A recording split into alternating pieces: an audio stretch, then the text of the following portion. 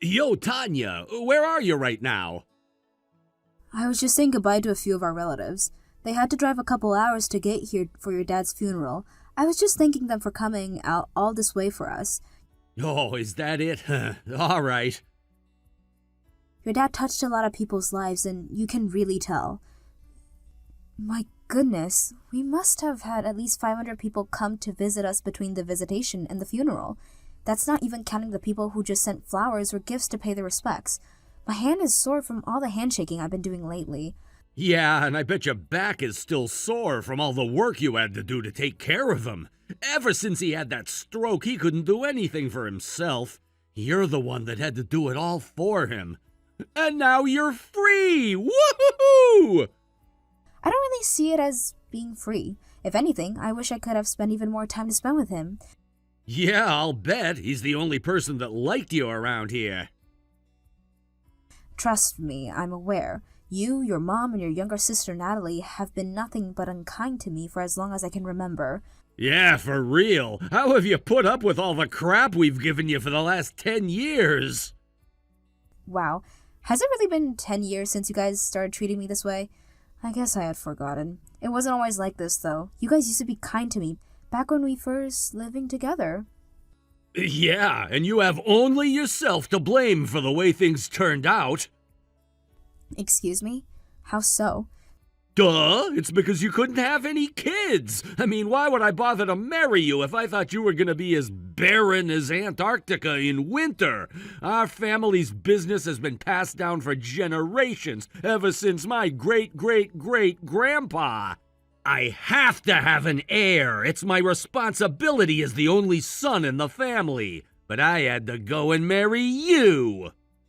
Do you think I wanted to be unable to have kids? I had complications for my miscarriage, and even since then, the doctors told me that it would be unlikely that I ever got pregnant again. You were all waiting on me hand and foot when I first found out I was pregnant. After that, though, everything changed. Yeah, and? What do you do with a broken piece of machinery? Fix it. If it can't be fixed, throw it in the trash. Your father never treated me like trash. He was always kind and gentle to me. And now he's gone. And with the only person in the family who ever stood up for you out of the way, now the fun is gonna start. What do you mean, fun? I mean, we're gonna have the time of our lives treating you like a slave for the rest of your miserable life. I am not your slave. Maybe not before now, but things are gonna change around here now that the old geezer finally kicked the bucket. The family is now mine, and I get to use all of our possessions as I see fit. That includes you and the family business. The very ground you're standing on is now my kingdom. What I say is the law. My first order of business is going to be to reduce breaks and vacation times for all our employees. They don't deserve to rest. If they're resting, I'm not making money.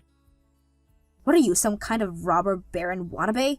Don't talk about the company's employees that way. They work incredibly hard to make the company a success. Your dad was always generous with benefits, too. You can't just take away the privileges your dad gave them. Sure I can. There's a new boss in town, and I say no more breaks until our market cap triples. This is my kingdom now, and I'm gonna make it grow as much as I can. And now that I got my hands on my dad's money, I think I might just take a little trip around the world. Oh, but not you. You're gonna stay at home. Someone's gotta keep the place clean after all. Ha! I wouldn't go on a trip with you even if you invited me. I'd sooner you locked me in the basement than you locked in a hotel room with you for a week. That can be arranged. Anyway, hurry up and get back here once you're done saying your goodbyes. We're hungry, and you need to make us something to eat.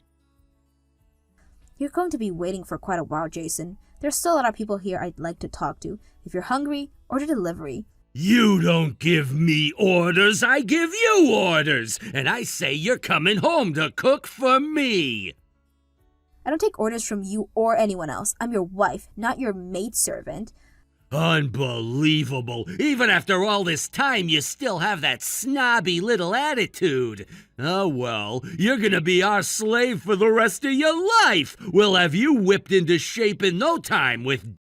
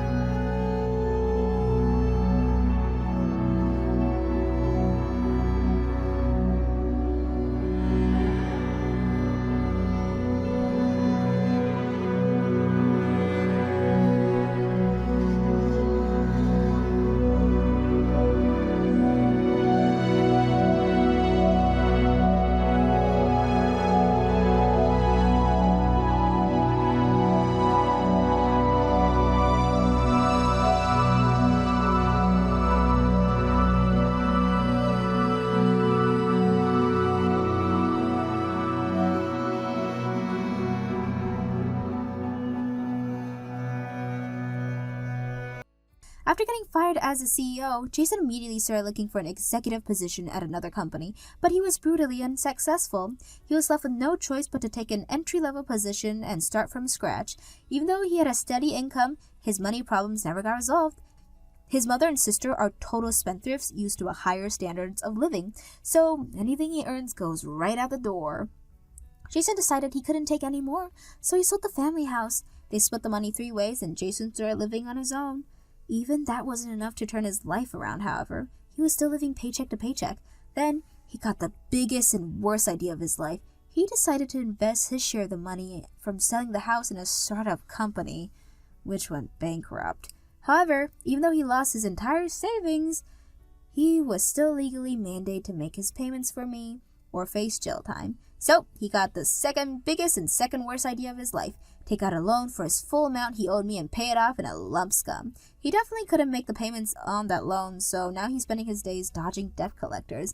As for me, after I started living on my own, I decided to take a job working in a nearby orphanage. I would be lying if I said I wasn't sad about not being able to have my own children, but it's incredibly fulfilling to spend my time doing everything I can to make sure the children in unfortunate circumstances can still have a happy childhood. I know my father-in-law is looking down at me from heaven right now, and I want him to see that I'm doing as well as I can. I'll never forget him and everything he did for me.